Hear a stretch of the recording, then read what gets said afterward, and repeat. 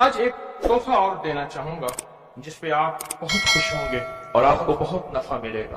ایک شخص کہنے لگے کہ میں میدان عرفات میں تھا اور میدان عرفات میں نے دیکھا کچھ لوگ ہیں جو ایک درویش کے ارد گرد بیٹھے ان سے باتیں کر رہے ہیں، ان کی دعاؤں پہ آمین کہہ رہے ہیں۔ میں بھی آمین کہنے لگا، بہت دیر تک دعا ہوتی رہی، میں بھی آمین کہتا رہا۔ جب دعا ختم ہوئی میں نے ان سے پوچھا یہ ہستی کون ہے؟ کہا یہ نواسہ رسول حضرت امام حسن ہے۔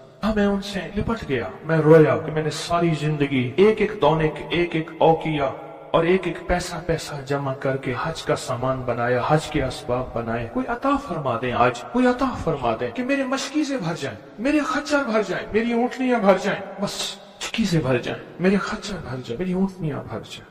میں نے ان کے سامنے عرض کیا تو شیخ نے فرمایا اچھا دیکھ میرا وہ خیمہ ہے، تھوڑی ہی دیر کے بعد آنا، جب مجمع ہٹ جائے گا میں تجھے عطا کروں۔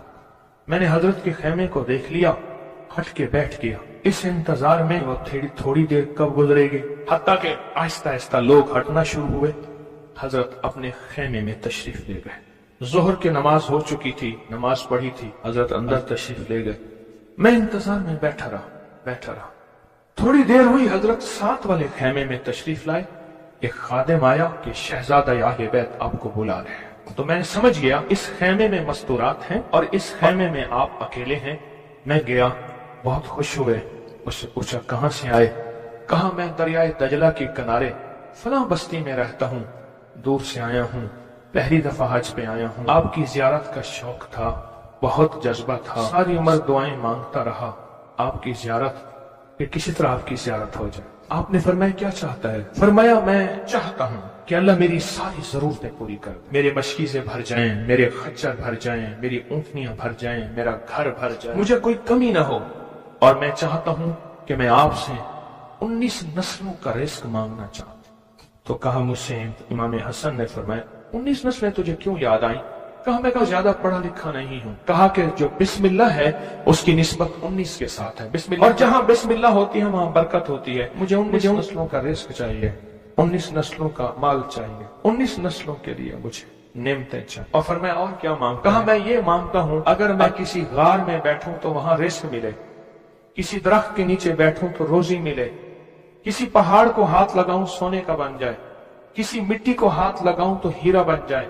میں یہ مانگتا ہوں میں جس کے لیے دعا کر دوں اس کا کام ہو جائے۔ کہا میرے جذبے کو پڑھتے ہوئے شیخ نے فرمایا اور کیا مانگتا ہے؟ سخی تو اور دینا چاہتا ہے، محمد آل محمد سے بڑھ کے کون سخی ہوگا؟ کہا کہ آپ نے فرمایا اور کیا مانگتا ہے؟ کہا میں یہ مانگتا ہوں کہ میں مستجاب الدعوات بن جاؤں، جس کے لیے دعا مانگوں دعا پوری ہو، اپنے لیے مانگوں پوری ہو۔ میں اور کیا مانگتا ہے؟ کہا میں یہ مانگتا ہوں بادشاہ کے پاس جاؤں تو بادشاہ مسند اور تخت چھوڑ کے مجھے تخت پہ بٹھائے۔ تو شیخ ہنس پڑے، فرمایا تو خود بادشاہ بننا چاہتا ہے؟ کہا بنا دیں گے تو میں انکار نہیں کروں گا۔ تو آپ نے فرمایا تو میں نے تو خود بادشاہت چھوڑی ہے۔ امام حسن نے فرمایا میں نے تو خود بادشاہت چھوڑی ہے۔ اور بہت بڑا اصحاق تھا ان کا، بہت بڑی عظمت تھی کہ انہوں نے تخت چھوڑ دیا مسلمانوں کی خون ریزی کی وجہ سے۔ کہا نہیں میں تخت کو چھوڑ دیتا ہوں، کیوں؟ ہمارے گھر میں نبوت آئی ہے، بادشاہت نہیں آئی۔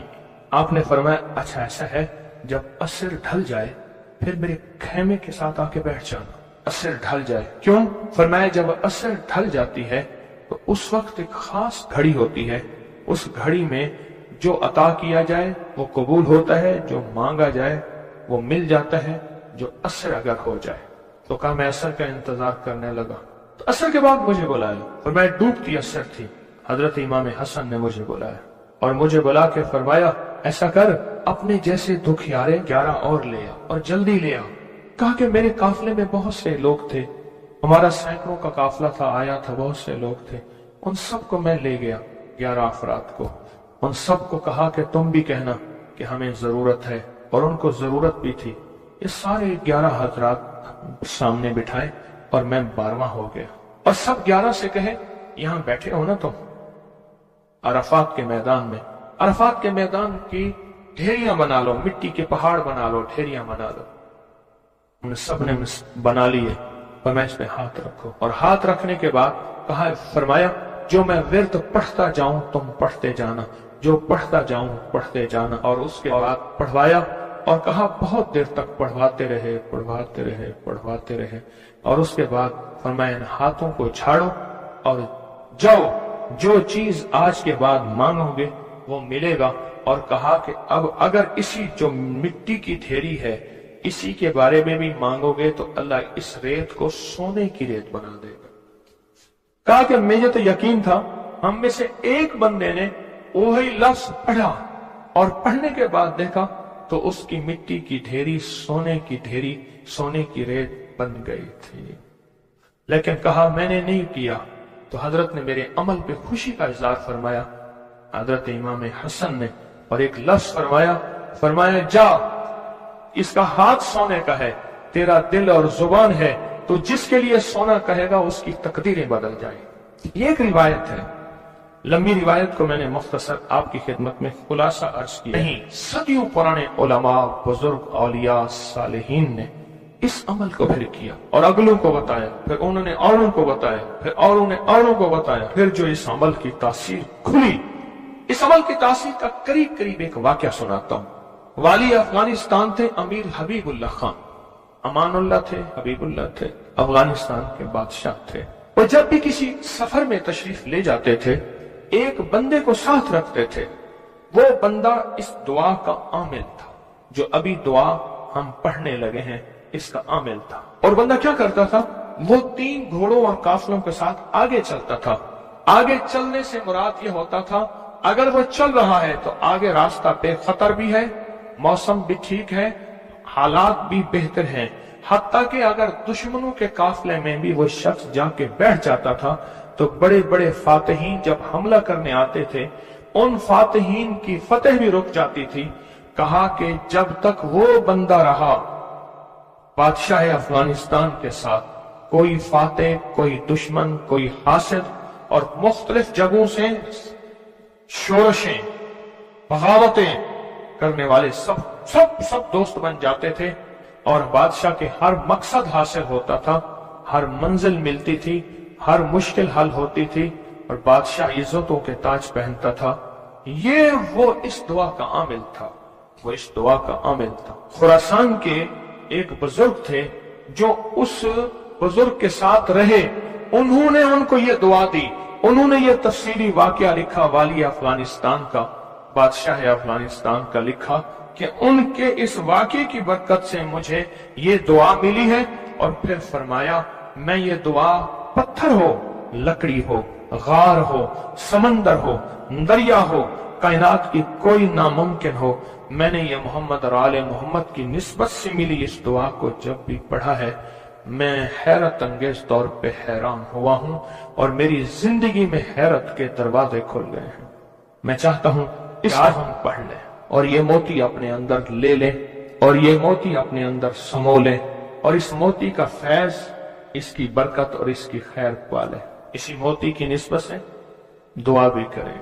آپ چاہتے ہیں یہ موتی مل جائے اور آپ بھی وہ بندے بن جائیں، وہ انسان کی حیثیت آپ کا مقام ہو کہ جو بادشاہ افغانستان اس کو بہت عزت دیتا تھا، ان کا وقار تھا، اور ان کے ساتھ پاس یہ عمل تھا، ان کے پاس یہ دعا تھی۔ وہ کہتے تھے پتھر بن جائے، غار بن جائے، پانی ہو، سمندر ہو، دریا ہو، نہر ہو، کہیں کوئی چیز ہو، مجھے کوئی خطر نہیں ہے کیونکہ میرے پاس یہ ہے۔ اور انہوں نے اپنا واقعہ سنایا کہ میں اس سے پہلے ایک اور بادشاہ کی فوج میں ہوتا تھا، بادشاہ کی نظروں میں کیسے آیا، ذرا یہ واقعہ بھی سن لینا، نہیں سمجھ آئی، بادشاہ کی نظروں میں کیسے آیا، یہ واقعہ ذرا غور سے سننا، توجہ سے سننا، جاگتے ہوئے سننا۔ اس سے پہلے ایک اور بادشاہ کے پاس تھا، بغاوت ہو گئی، یہ بادشاہ کو لے کے نکلا خفیہ راستے میں، وہ جس بادشاہ نے بغاوت کی تھی وہ اس بادشاہ کو قتل کرنا چاہتا تھا، خراسان کے بادشاہ کو قتل کرنا چاہتا تھا۔ یہ بادشاہ کو لے کے نکلا، فرمایا ہم ایک بدو دیہاتی کے خیمے میں جا کے چھپے، ہمیں گھوڑوں کی آہٹ محسوس ہوئی، تو وہ دیہاتی بدو کہنے لگا یہ بادشاہ کے گھوڑے ہیں اور بادشاہ کے ہی غلام ہیں، فوجی ہیں، لگتا ہے کسی مفرور کو تلاش کر رہے ہیں۔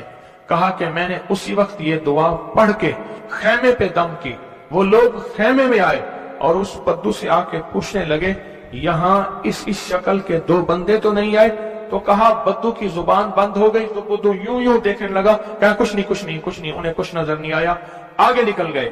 کہا جب وہ آگے نکلے تو ہم نے کہا کہ کہیں بدو ہماری مخبری نہ کر دے۔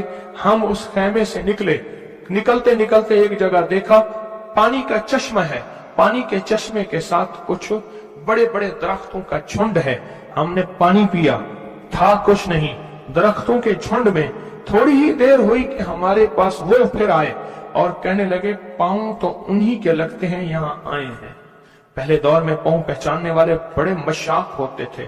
یہ جو حضور پاک صلی اللہ تعالی وسلم کے کھوجی تھے، کھوج لگاتے لگاتے کہاں پہنچے تھے؟ غار ثور میں پہنچے تھے۔ ثور میں وہ پاؤں اٹھا کے تو گئے تھے، تو کہا یہ پاؤں ہیں، یہ پاؤں ہیں، اور پاؤں لگتا ہے کہ کسی کے وہی ہیں۔ تو وہ پاؤں کہا چلتے چلتے ہمیں آہٹ محسوس ہوئی، ان جھاڑیوں کی طرف ہمارے پاؤں تھے۔ تو کہا میں نے یہ دعا پڑھی اور اس دعا کو پڑھنا شروع کر دی اور دل کی گہرائیوں سے پڑھنا شروع کر دی۔ کہا ہمارے قریب تھے، ان کی سانسوں کی آوازیں ہمیں، ان کی شکلیں سامنے تھی، جھاڑیوں کو ہٹا رہے تھے، ہم ان کو نظر نہیں آ رہے تھے جبکہ میں انہیں دیکھ رہا تھا۔ کہا ناکام ہو کے چلے گئے۔ پھر ایک اور جگہ ہم گئے تو ایک بادشاہ کے ہاں جا کے ہم نے پناہ لی۔ تو بادشاہ کے ہاں ہم پہنچے پورا لشکر لے کر کہ ہمارے قاتل مفرور ہیں، دشمن ہمارے حوالے کیے، حتیٰ کہ بادشاہ کو بے بس اور مجبور کر دیا۔ اور بادشاہ نے کہا کہ ان کو پابا زنجیر جولان زنجیریں ڈال کے ان کے حوالے کر دو۔ کہا کہ ہمیں زنجیریں ڈالی، حوالے کیا، لیکن جہاں میں نے یہ پڑھا زنجیریں ٹوٹ گئیں اور گھوڑے بیٹھ گئے۔ ہم گھوڑوں سے اتر کے کہیں چلے گئے، وہ ہمیں ڈھونڈتے رہے، ہمیں نظر نہ آئے۔ کہا پورے سفر میں جب بھوک لگتی تھی یہ پڑھتے تھے، آج سے 3 دسترخوان اترتے تھے۔ پورے سفر میں بھوک لگتی تھے پڑھتے تھے، یا چشمہ ملتا تھا یا عرشوں سے مشکیزہ آتا تھا۔ پورے سفر میں پڑھتے تھے، سواریاں ملتی تھیں، حفاظت ملتا تھا، تحفظ ملتا تھا، حتیٰ کہ اس کے پڑھنے سے واپس بادشاہ کو اقتدار اور حکومت ملی۔ جب وہ بادشاہ مر گیا تو اس کے بیٹے نے اس نے کہا اس میرے محسن کا خیال کرنا، اور بیٹے نے پھر پیر و مرشد سے بھی زیادہ مجھ کو عزت عطا کی۔ تیار ہیں پھر اس دعا کو لینے کے لیے، اس کی برکتیں لینے کے لیے تیار ہیں اللہ والو، یا بے قرار ہیں؟ مجھے تو بے قرار چاہیے، تیار نہیں چاہیے۔ اب اس دعا کو پہلے میں پڑھوں گا، توجہ اور دھیان سے اس کو جذب کریں، اس کو سنیں، اس پہ توجہ دیں، اس پہ دھیان دیں، اس کو یاد کریں، پھر اس کو ہم مناجات، درد اور دعا اور زاریوں کی شکل میں اس کی برکتیں مانگیں گے۔ کیا خیال ہے ایک بندے نے پڑھا تاثیر ہے، جس کو مجمع بیٹھ کے پڑھے، جس کو مجمع بیٹھ کے پڑھے، جس کو مسافر بیٹھ کے، زاریاں کرنے والے، رونے والے، بلکنے والے، سسکنے والے، التجائیں کرنے والے، دعا کرنے والے، اس کی تاثیر اور طاقت کا کوئی اندازہ ہو سکتا ہے؟ بولیں یا دائمو یا حیو، یا فردو یا وطرو، یا قدیمو یا احدو، یا سمدو، صلی علی سیدنا محمد وعلی آلہ سیدنا محمد۔ یہ دعا ہے۔ اور ایک بات بتا دوں، یاد نہ بھی کر سکو، اس مجمع میں جو دعا پڑھ لو گے اور آمین کہہ لو گے، کامیاب ہو جاؤ گے۔